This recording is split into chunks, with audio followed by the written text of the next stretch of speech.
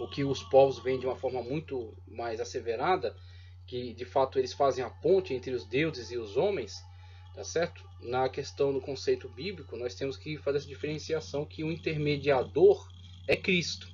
E os anjos trabalham para Deus, em prol da igreja, em prol dos servos de Deus, tá certo? Mas quando o servo de Deus quer entrar em conexão com Deus, não é através do anjo, é através de Cristo, o único mediador entre Deus e os homens.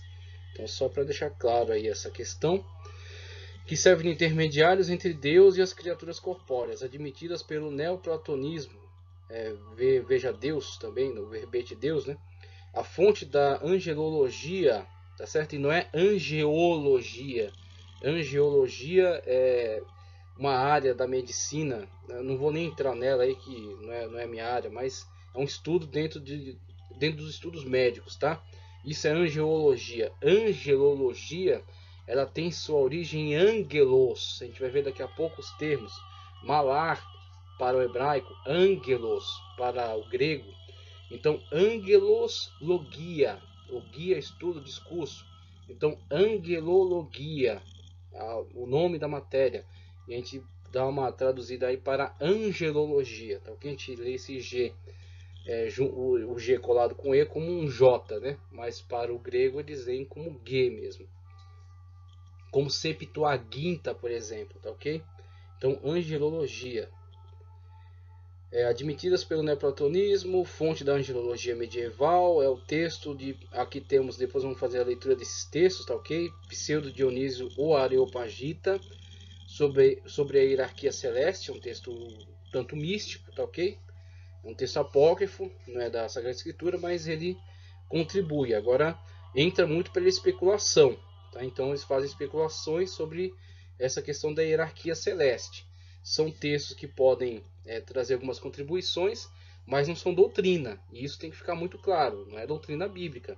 São contribuições ao entendimento acerca desse mundo dos anjos. Mas são frágeis, né? Não tem como a gente firmar como uma doutrina. Então, Pseudo Dionísio, Areopagita, fala sobre a hierarquia celeste, século V da era cristã. Não somente ele, mas a gente vai ver também Cirilo de Jerusalém, trata acerca dessa questão da hierarquia celeste, e ele vamos dizer assim, ratificado por Gregório Magno, que ratifica esse conceito da hierarquia celeste dentro do cristianismo antigo. A hierarquia celeste é constituída por 9 ordens de anjos, agrupados em disposições ternárias. A primeira disposição é a dos serafins, dos querubins, dos tronos. A segunda, dominações, virtudes, potestades. A terceira, dos principados, dos arcanjos e dos anjos. E aí temos aí, por exemplo, essa definição aqui, arcanjos. Na Sagrada Escritura nós temos apenas a alegação, né? Aliás, nós temos apenas o indício, ou pelo menos a Escritura Sagrada dá nome a um arcanjo. Um arcanjo. Ela não fala acerca de outros arcanjos. Inclusive até o termo arc é líder. Então, arcanjo, líder dos anjos. É como que um anjo feito líder dos demais. Arcanjo. Tá ok? Essa doutrina foi aceita por Tomás de Aquino, um dos grandes mestres aí da teologia, né? Que é inspirado por Aristóteles. Uma teologia aristotélica, digamos assim.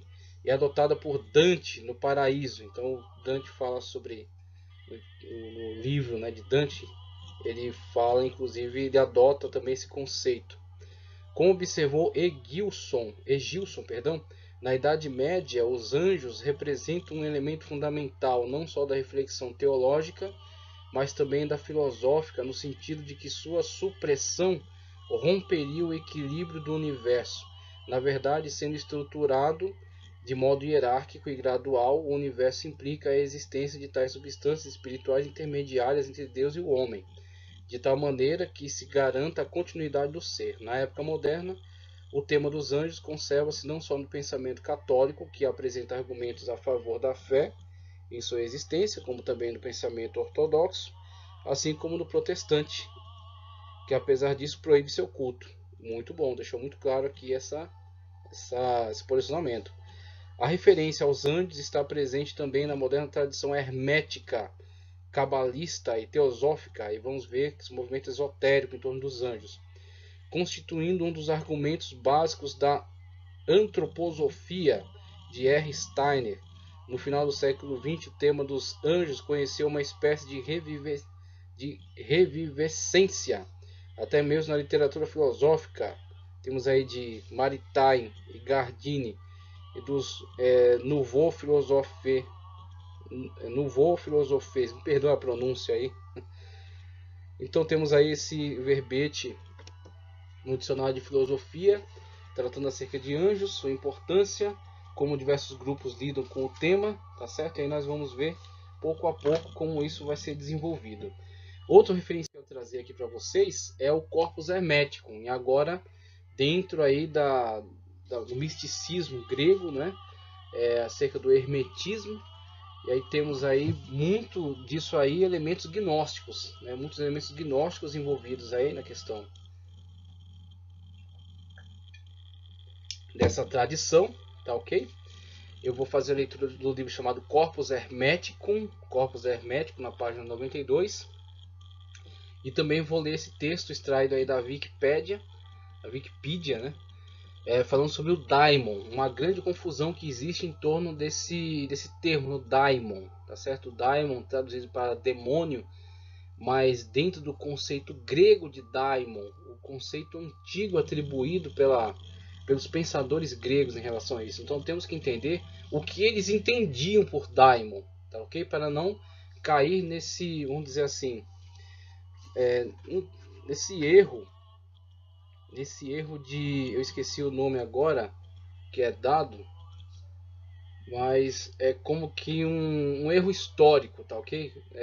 Julgarmos estes pensadores conforme a nossa época, tá ok? Então temos que tomar cuidado para entendermos o que significava na época deles, qual o conceito que eles estão dando ao daimon. Não simplesmente pegar do nosso conceito e julgá-los julgá-los naquilo que eles dizem acerca de daimon a partir do nosso conceito. Temos que tomar esse anacronismo, temos que tomar cuidado para não cometer esse anacronismo de julgá-los de acordo com o nosso conceito, entender o que eles queriam dizer com esse daimon. Estou começando aqui a leitura na página 92, Hermes Trismegistus, que diz: por outro lado, aqueles daimons que perseveram na qualidade de seus gêneros são chamados daimons amigos dos homens. O mesmo sucede relativamente aos homens. Esses cobrem, na verdade, um campo maior, pois os indivíduos humanos são diversos e de mais de um caráter, provenientes do alto, do lugar onde tiveram comércio com o gênero de que se falou. Contrairiam muitas ligações com todos os outros gêneros e com o maior número deles por necessidade. Este homem se aproxima dos deuses que, graças ao espírito que o aparenta aos deuses, tá? Está falando do daimon, uniu-se a eles por uma religião inspirada do céu. Este outro se aproxima dos daimons por ter se unido a eles. Aqueles permanecem simplesmente homens, contentes que estão com a posição intermediária de seu gênero, e todos os seres de gênero humano assemelhar-se-ão ao gênero do qual tenham frequentado os indivíduos. Assim, é uma grande maravilha que o homem, um vivente digno de adoração e honra, pois passa a possuir a natureza de um deus, como se fosse um deus. Possui familiaridade com o gênero dos daimons, sabendo que possuem a mesma origem. Despreza essa parte da sua natureza que é apenas humana, pois depositou sua esperança na divindade da outra parte. De que mistura privilegiada é feita a natureza humana, unido aos deuses, pelo que possui de divino e que o aparenta a eles, a parte de seu ser que o faz terrestre despreza em si mesmo todos os outros viventes aos quais se sabe ligado em virtude do plano celeste, prende-se-lhes por um laço de amor e eleva seus olhares para os céus. Tal é então sua posição privilegiada de intermediário que ama os seres que lhe são inferiores, como é amado por aqueles que o dominam. Cuida da terra, mistura seus elementos pela velocidade de seus pensamentos, pela ponte do espírito, atira-se nos abismos do mar. Tudo lhe é acessível, o céu não lhe parece muito alto, pois mede-o como próximo graças à sua engenhosidade. O olhar de seu espírito dirige, nenhuma miragem ofusca, a terra nunca é tão compacta que consiga impedir seu trabalho. A imensidão das profundidades marinhas não obscurecem a sua visão que mergulha. É ao mesmo tempo as coisas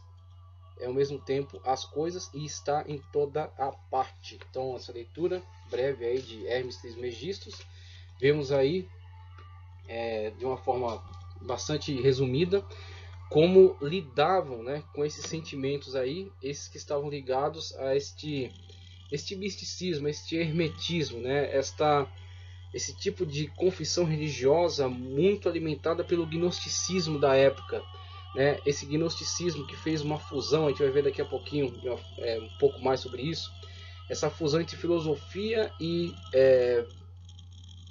religiões orientais, tá? Conceito de religiões orientais. Então temos aí desta fusão uma filosofia muito mais mística, uma filosofia voltada para um tipo de conhecimento que pode elevar o homem, pode fazer com que o homem ascenda até níveis da divindade. Então é aí onde entra o daimon. E esse daimon, ele diz que é uma ligação, uma ponte. Esse daimon o faz ter contato com seres superiores. E assim ele como que despreza aquilo que o prende à matéria e ama aquilo que o liga a seres elevados. E ele quer elevar-se a esses seres, mesmo interagindo com diversas situações. Eles querem, por meio desse daimon, elevar-se até esses seres. Agora, o daimon não é necessariamente bom e não é necessariamente mal. O daimon ele pode influenciar para ambas as partes. Tanto o daimon pode trazer uma influência no caso aí benéfica, né, porque o faz elevar-se, ou pode trazer uma influência maléfica que o faz apegado à matéria e o prende então a este corpo, tá? Então por isso que eu vou trazer agora essa leitura, esse daimon, conforme está em tela aí, em grego daimon, transliteração de daimon, tradução divindade, espírito, no plural daimones, em grego daimones. É um tipo de ser que em muito se assemelha aos gênios da mitologia árabe. A palavra daimon se originou com os gregos da antiguidade. No entanto, ao longo da história, surgiram diversas descrições para esses seres. O nome em latim é daimon, que veio a dar o vocábulo em português demônio. São deuses de determinadas entidades da natureza humana, como a loucura, a ira, a tristeza, etc. Xenócrates associava os deuses ao triângulo equilátero, os homens ao escaleno e os daimons ao isósceles. Seu temperamento liga-se ao elemento natural ou vontade divina que o origina. Não se fala em bem ou mal. O mesmo daimon pode apresentar-se bom ou mal conforme as circunstâncias do relacionamento que estabelece com aquele ou aquilo que está sujeito à sua influência.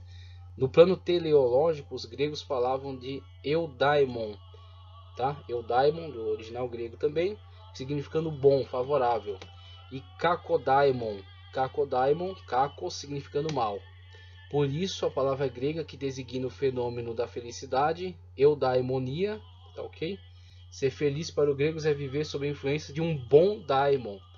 Assim é a forma como Sócrates se refere ao seu daimon. O conceito original entre os gregos ainda os conecta. Os elementos da natureza surgidos em seguida aos deuses primordiais. Assim, há daimons de fogo, de água, mar, céu, terra, floresta, etc. Há espíritos que regem ou protegem um lugar como uma cidade, fonte, estrada.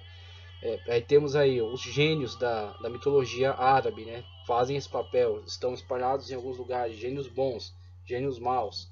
Aí temos esse tipo de referência ao mundo espiritual. As afetações humanas de corpo e de espírito tendo sido estes daimons criados depois. Entre eles estão o sono, amor, alegria, discórdia, medo, morte, força, velhice, ciúme, etc. O termo daimon, o gênio pessoal, foi usado por Sócrates quando, ao contrário de seus colegas sofistas, não abriu escola, assim como não cobrou dinheiro por seus ensinamentos. Ele dizia que apenas falava em nome de seu daimon. E aí, se apelarmos para a tradução literalista, cometendo um erro, né? Cometendo um erro de anacronismo, vamos julgar que Sócrates se relacionava com um demônio, e esse demônio, que era necessariamente, dentro do nosso conceito, algo negativo, um ser destituído de luz, né, um ser que está aí para a destruição. Então, Sócrates tinha algum tipo de prazer nesse relacionamento destrutivo. E aí esse anacronismo nos impossibilitaria de entender o que Sócrates estava querendo dizer acerca desse tipo de relacionamento que ele estava tendo com esse ser espiritual, que era um daimon, no caso dentro do seu conceito, dentro do conceito da cultura de época, um daimon bom, um daimon que conduzia para atitudes boas, louváveis, construtivas, tá? Então, dentro desta cultura, é isso que eu estou querendo trazer ao entendimento. Dentro da cultura dele, este daimon podia ser para o bem ou para o mal, podia ser de luz ou de trevas, tá? Então, tem que tomar cuidado ao fazer essa transformação, né? Ao fazer essa análise, não analisar aquele tomando como partido o nosso conceito. Nosso conceito está ligado à nossa época, está ligado àquilo que nós, os fundamentos que damos aí a nossos pressupostos, né? O pressuposto bíblico e a tradução desse termo dentro dos nossos conceitos. Então, ele dizia que apenas falava em nome do seu daimon, do seu gênio pessoal. A palavra daimon, da qual se originou o termo demônio, não era na antiguidade tomada a parte má, como nos tempos modernos. Não designava exclusivamente seres malfazejos, mas todos os espíritos. Era geral, era uma palavra generalizada. Ela falava de todos os espíritos. É como falava, olha, estamos convivendo com seres espirituais. Tá, são seres espirituais bons ou ruins?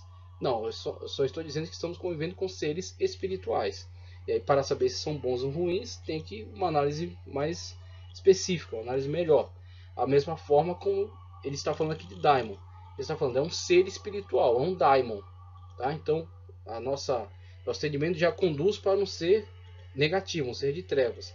Mas não necessariamente nessa designação aqui, nessa época, nessa cultura. No caso de Sócrates, era geral, era generalizado. Mas todos os espíritos, em geral, dentre os quais se destacavam os espíritos superiores chamados de deuses e os menos elevados ou demônios, propriamente ditos, que se comunicavam diretamente com os homens. Então, o que eu estou fazendo aqui não é uma justificação dessa cultura, dizer, essa cultura é certa, vamos segui-la. Eu estou dizendo, primeiro entenda ela na sua linguagem. A linguagem que eles adotavam era essa, que daimon, para eles, não eram necessariamente bons ou maus, mas era um termo geral, um termo generalizante. E aí, a partir de uma análise mais detida, você vai saber se é um espírito elevado, né, ligado aos deuses, ou se é um espírito malfazejo, um gênio mau ligado a algo destrutivo. Mas isso vai precisar de uma análise melhor. Então temos aí a influência do gnosticismo, isso aí depois vai se misturar com as religiões, vai dar aí na Cabala para o judaísmo, vai também influenciar outras religiões dentro do cristianismo, vai trazer também algumas correntes místicas que estão existindo até a atualidade, e até dentro do islamismo você também tem alguns conceitos místicos influenciados também por esses conhecimentos antigos, tá ok? Outra leitura que eu quero fazer rapidamente, para encerrar já a nossa aula, é acerca desse texto, esse texto aqui do Alcorão,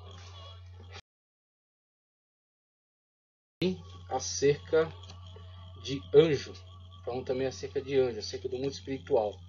Então temos a segunda surata, verso 34 e 36 do Alcorão, que diz: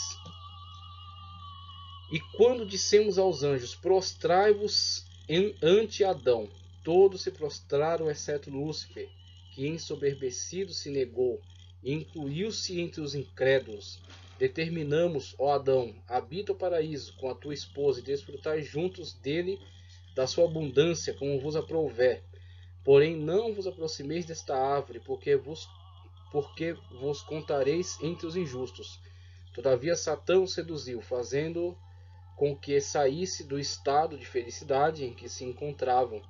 Então dissemos, descei, sereis inimigos uns dos outros, e na terra tereis residência, e gozo por um determinado tempo. É somente esse texto, somente para mostrar que o Alcorão também se relaciona com essa crença, né, nos seres espirituais, essa crença em anjos.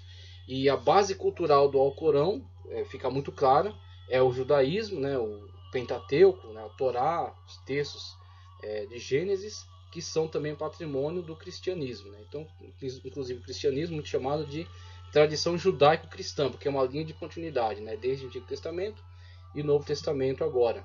Então, essa tradição pertence a judeus, pertence a cristãos e também é endossada aí pelo islamismo através do Alcorão, que também entende a existência dos anjos. Mas, claro, tem uma teologia diferenciada em relação a eles, que é isso que a gente vai ver no decorrer aqui da matéria, tá? Na unidade. Então, na próxima aula, vamos tratar acerca da a universal popularidade dos anjos, tá ok? Deus abençoe você, inscreva-se no canal, se gostou da aula, curte o vídeo, compartilha, que Deus continue abençoando grandemente sua vida.